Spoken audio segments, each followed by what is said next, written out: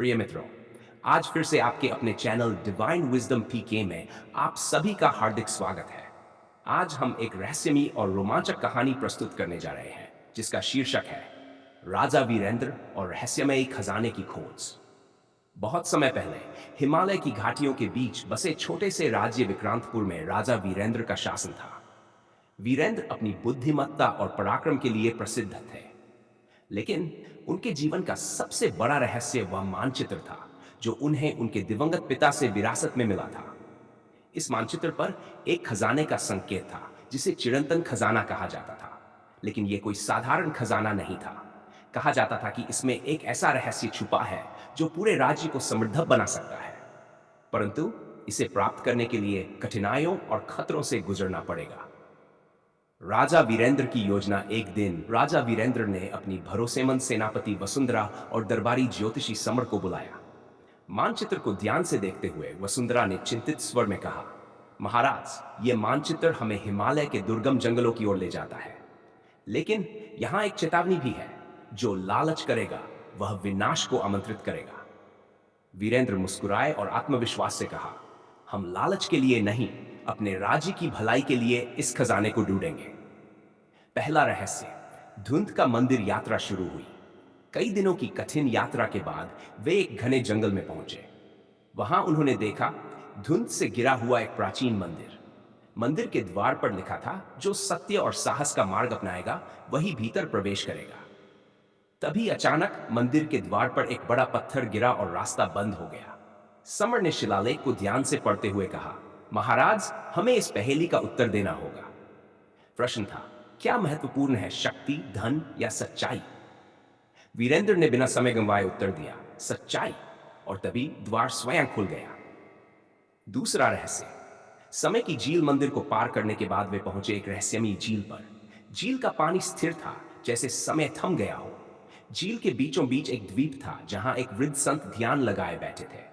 संत ने उन्हें देखा और गंभीर स्वर में कहा, जो समय को समझेगा वही खजाने तक पहुंचेगा, लेकिन याद रखो, जो जल्दबाजी करेगा वह इसे हमेशा के लिए खो देगा। संत ने उन्हें एक उल्टी चलने वाली घड़ी दी। समर ने चिंतन करते हुए कहा, यह घड़ी हमें सावधान कर रही है कि जल्दबाजी ना करें। धैर्य ही हमारा सबसे बड़ा हथियार होगा। अंतिम परीक्षा। लालच का फंदा। अंततः वे खजाने की गुफा तक पहुंचे। वहां एक विशाल सोने का द्वार था, जिसके चारों ओर अनगिनत जवाहरात बिखरे पड़े थे। तभी गुफा के भीतर से एक गंभीर आवाज गूंजी, जो इन रत्नों को उठाएगा वह अपनी राह खो देगा, जो भीतर जाएगा वही सच्चा विजेता होगा। वसुंधरा और समर ने रत्नों को अनदेखा कर दिया, लेकिन वीरेंद्र के सैनिकों में से एक लालच में पड़कर एक हीरा उठाने लगा। तभी गुफा हिलने लगी और वह सैनिक अचानक गायब हो गया। वीरेंद्र ने शेष साथियों को सावधान करते हुए कहा, याद रखो, यह हमारी परीक्षा है। खजाने से ज्यादा हमारी नीयत महत्वपूर्ण है। खजाने का रहस्य। द्वार के भीतर उन्होंने पाया कि वहां सोना चांदी नहीं था, बल्कि एक प्राचीन ग्रंथ रखा था। उस ग्रंथ में राज्य को समृद्ध और खुशहाल बनाने के उपाय, कृषि की नई तकनीकें और जनता के कल्याण के अनमोल रहस्य छुपे थे। राजा वीरेंद्र ने उस ग्रंथ को लेकर वापस लौटने का निर्णय लिया। अंत विक्रांतपुर में वह ग्रंथ उपयोग में लाया गया, जिससे राज्य समृद्ध हो गया। राजा वीरेंद्र ने वह ग्रंथ लेकर विक्रांतपुर लौटने का निर्णय लिया। उन्होंने जनता की भलाई के लिए ग्रंथ की शिक्षा का पालन किया और देखते ही देखते राज्य समृद्ध हो गया। विक्रांतपुर में सुख शांति लौट आई थी, लेकिन चिरंतन खजाने की चर्चा पूरे क्षेत्र में फैल चुकी थी। कुछ महीनों बाद सीमावर्ती गांवों से भयावह खबरें आने लगी। एक अज्ञात शत्रु राज्य की ओर बढ़ रहा है। वह जहां से गुजरता है खौफ और बर्बादी छोड़ जाता है। उस शत्रु का नाम था कालदंड। वह न केवल एक क्रूर योद्धा था, बल्कि एक रहस्यमयी जादूगर भी, जिसकी शक्तियां किसी को भी नष्ट कर सकती थी। उसकी एक ही चाहत थी, चिरंतन खजाने का रहस्य। एक दिन राजमहल के द्वार पर एक संदेशवाहक आया। वह घबराया हुआ था और जोर से बोला, महाराज, कालदंड ने आपको चुनौती दी है। वह कहता है, अगर आप सच्चे योद्धा हैं तो 7 दिनों के भीतर उसके शिविर में आकर उससे युद्ध करें। यदि आप नहीं गए तो वह पूरे राज्य को तहस नहस कर देगा। वीरेंद्र ने चुनौती स्वीकार कर ली, लेकिन उनके मन में विचार आया, क्या केवल युद्ध कौशल इस बार पर्याप्त होगा? कालदंड की शक्तियों को हराने के लिए वीरेंद्र को चिरंतन खजाने के ग्रंथ में लिखे प्राचीन ज्ञान और अपनी बुद्धिमत्ता का सहारा लेना होगा। युद्ध की तैयारी और गूढ़ रहस्य।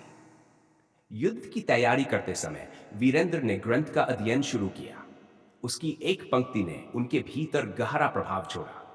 सबसे बड़ा शत्रु वह नहीं जो तुम्हारे सामने खड़ा है, बल्कि वह है जो तुम्हारे भीतर का डर बन जाता है। अपने डर को पहचानो और उसे हराओ। वीरेंद्र ने गहरी सांस लेते हुए सोचा, यह लड़ाई बाहरी नहीं बल्कि भीतर की भी है। 7वें दिन वीरेंद्र अपनी सेनापति वसुंधरा और कुछ गिने चुने योद्धाओं के साथ कालदंड के शिविर पहुंचे। वहां का माहौल रहस्यमयी था। चारों ओर अंधकार और धुंध फैली हुई थी। शिविर में कोई सैनिक नहीं दिखा। केवल एक बड़ा भयानक काला सिंहासन था जिस पर कालदंड बैठा था। कालदंड ने जोर से हंसते हुए कहा, वीरेंद्र, मैंने सुना है कि तुमने चिरंतन खजाना पाया है। वह मुझे दो और मैं तुम्हारे राज्य को छोड़ दूंगा। वीरेंद्र ने दृढ़ता से उत्तर दिया, खजाना वह नहीं है जिसे तुम समझते हो कालदंड। यह राज्य के कल्याण के लिए है, न कि तुम्हारे जैसे स्वार्थी लोगों के लिए। कालदंड का जादू और वीरेंद्र का साहस। कालदंड ने क्रोधित होकर अपना जादू चलाना शुरू कर दिया। उसने एक विशाल तूफान खड़ा कर दिया। आसमान काला हो गया और चारों ओर बिजली चमकने लगी।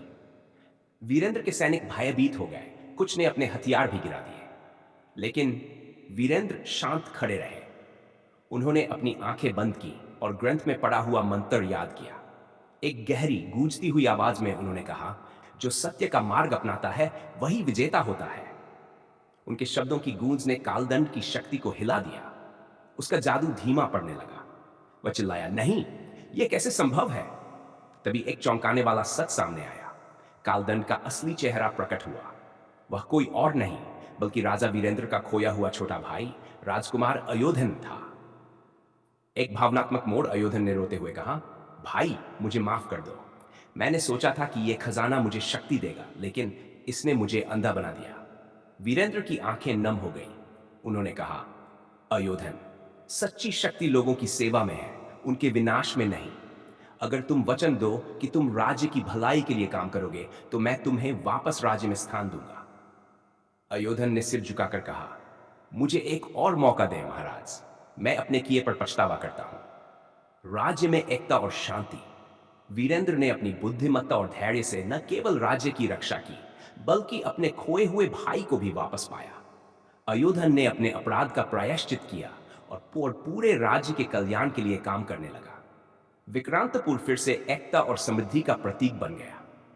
कहानी का संदेश। यह कहानी हमें सिखाती है कि सच्चा योद्धा वही है जो अपने डर, लालच और क्रोध को हराकर सही मार्ग पर चलता है। साथ ही सच्ची शक्ति में नहीं बल्कि सत्य और सेवा में है। यदि कहानी पसंद आई हो तो लाइक और शेयर जरूर करें। और अगर आपने अभी तक डिवाइन विजडम पी चैनल को सब्सक्राइब नहीं किया है तो तुरंत कर लीजिए, ताकि आप ऐसी रोमांचक कहानियां मिस न करें। कल फिर मिलते हैं एक नई कहानी के साथ। तब तक के लिए दीजिए हमें अनुमति।